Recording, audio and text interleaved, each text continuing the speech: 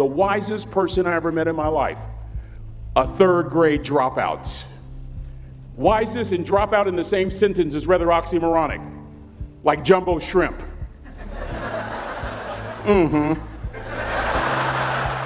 Like fun run, ain't nothing fun about it.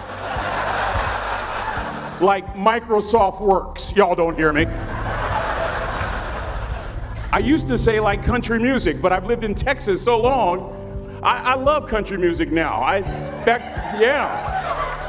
hunt, I fish, I have cowboy boots and y'all, I'm a black neck redneck. Do you hear what I'm saying to you? No longer oxymoronic for me to say country music.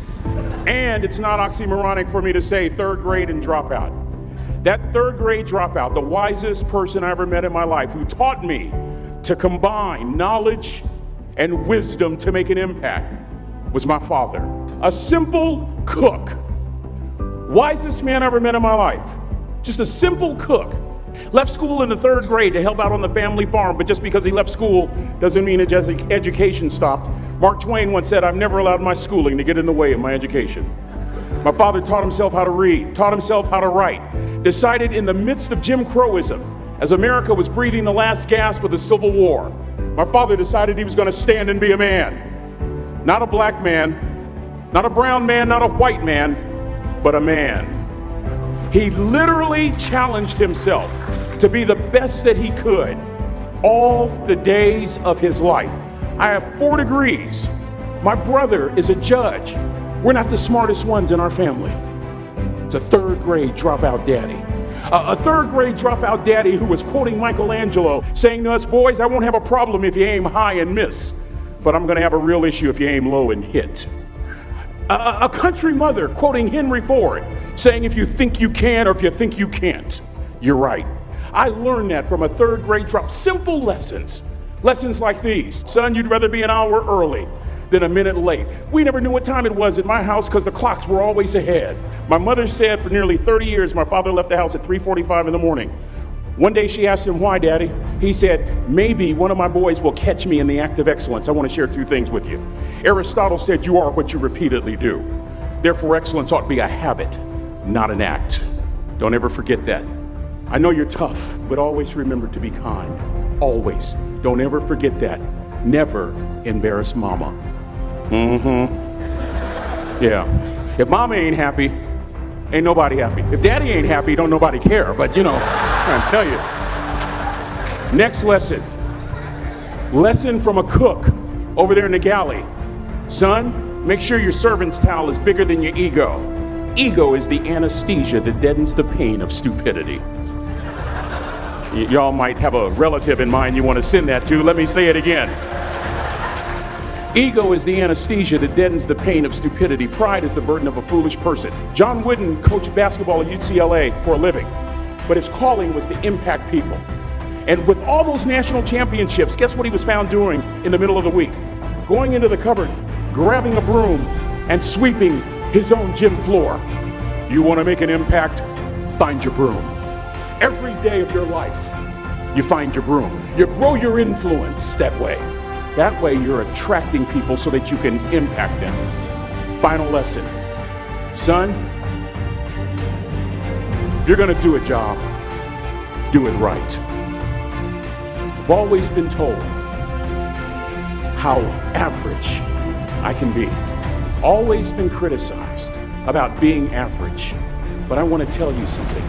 I stand here before you, before all of these people, not listening to those words, but telling myself every single day to shoot for the stars, to be the best that I can be. Good enough isn't good enough if it can be better, and better isn't good enough if it can be best. Let me close with a very personal story that I think will bring all this into focus. Wisdom will come to you in the unlikeliest of sources, a lot of times through failure. When you hit rock bottom, remember this. While you're struggling, rock bottom can also be a great foundation on which to build and on which to grow. I'm not worried that you'll be successful. I'm worried that you won't fail from time to time. Person that gets up off the canvas and keeps growing, that's the person that will continue to grow their influence. Back in the 70s, to help me make this point, let me introduce you to someone. I met the finest woman I'd ever met in my life. Back in my day, we'd have called her a brick house. This woman was the finest woman I'd ever seen in my life. There's just one little problem. Back then, ladies didn't like big old linemen. The Blind Side hadn't come out yet. They like quarterbacks and running backs. We're at this dance, and I find out her name is Trina Williams from Lompoc, California. And we're all dancing, and we're just excited. And I decide in the middle of dancing with her that I would ask her for her phone number. Trina was the first one. Trina was the only woman in college who gave me her real telephone number. The next day, we walked to Baskin & Robbins ice cream parlor. My friends couldn't believe it. This has been 40 years ago, and my friends still can't believe it. We go on a second date, and a third date, and a fourth date. We drive from Chico to Vallejo so that she could meet my parents. My father meets her. My daddy, my hero, he meets her, pulls me to the side and says, "Is she psycho?" But anyway, we go together for a year, 2 years, 3 years, 4 years. By now, Trina's a senior in college. I'm still a freshman, but I'm working some things out. I'm so glad I graduated in 4 terms. Nixon, Ford, Carter, Reagan. So now it's time to propose. So I talk to her girlfriends, and it's California, it's in the 70s, so it has to be outside. You have to have a candle, and you have to have, some chocolate. And listen, I'm from the hood. I had a bottle of Boone's Farm wine. That's what I had. She said yes. That was the key. I married the most beautiful woman I'd ever seen in my life. Y'all ever been to a wedding, and even before the wedding starts, you hear this? How in the world? And it was coming from my side of the family.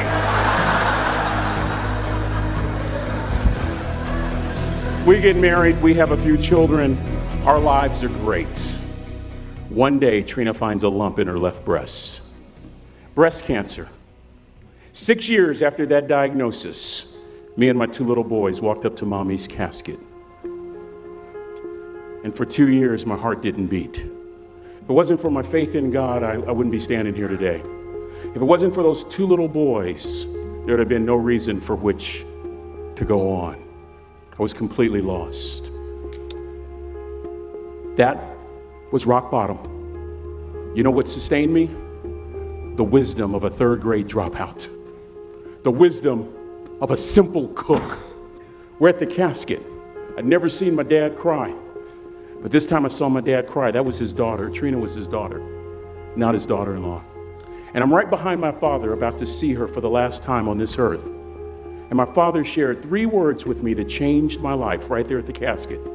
It would be the last lesson he would ever teach me.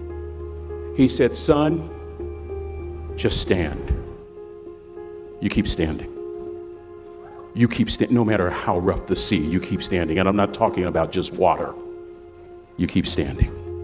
No matter what, you don't give up. And as clearly as I'm talking to you today, these were some of her last words to me. She looked me in the eye and she said, "It doesn't matter to me any longer how long I live. What matters to me most is how I live." I ask y'all one question, a question that I was asked all my life by a 3rd grade dropout. How you living? How you living? Every day, ask yourself that question, how you living? Here's what a cook would suggest you to live this way. That you would not judge, that you would show up early, that you'd be kind, that you'd make sure that that servant's towel is huge and used, that if you're gonna do something, you do it the right way. That cook would tell you this, that it's never wrong to do the right thing, that how you do anything is how you do everything. And in that way, you will grow your influence to make an impact. In that way, you will honor all those who have gone before you, who have invested in you. Look in those unlikeliest places for wisdom. Enhance your life every day by seeking that wisdom and asking yourself every night, how am I living? May God richly bless y'all. Thank you for having me.